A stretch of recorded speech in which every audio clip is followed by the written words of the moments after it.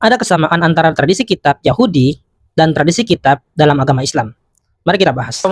Dalam tradisi Islam memiliki satu keunikan yang menjadi ciri khasnya, yaitu tradisi pembacaan kitab atau tradisi kitab, di mana sumber utama dalam tradisi kitab adalah Al-Quran, kemudian itu adalah kitab sunnah, yang dimana kitab sunnah yang dimaksud adalah kitab otoritas yang tertinggi setelah Al-Quran.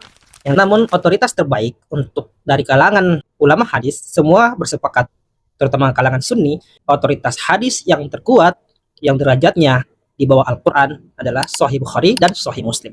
Ada hal yang cukup menarik untuk tradisi Yahudi itu sendiri, di mana ternyata memiliki kesamaan.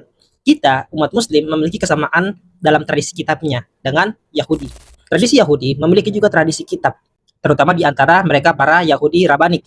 Jika dalam Islam, Al-Quran adalah sebagai sumber hukum pertama, dan yang kedua adalah Sahih Bukhari dan Sahih Muslim, di mana itu adalah perkataan Nabi itu sendiri. Ternyata dalam tradisi Yahudi memiliki kesamaan dengan Islam, dan ini merupakan bagian tradisi Timur Tengah sebenarnya, di mana Yahudi memiliki otoritas tertinggi untuk kitab suci mereka, yaitu kitab Taurat atau kitab Torah. Otoritas tertinggi yang kedua ternyata adalah Talmud. Talmud itu adalah kumpulan dari kitab-kitab atau kumpulan dari tradisi Torah lisan, di mana Torah lisan yang dimaksud adalah Mishnah.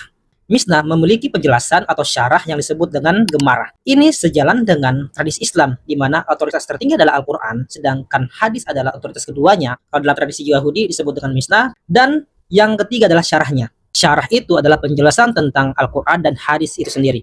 Nah, kalau dalam tradisi Yahudi, mereka punya penjelasan juga atau syarah juga yang disebut dengan Gemara. Gemara adalah penjelasan dari tradisi Mishnah itu sendiri. Nah, kedua ini, Mishnah dan Gemara, ketika disatukan disebut dengan Talmud.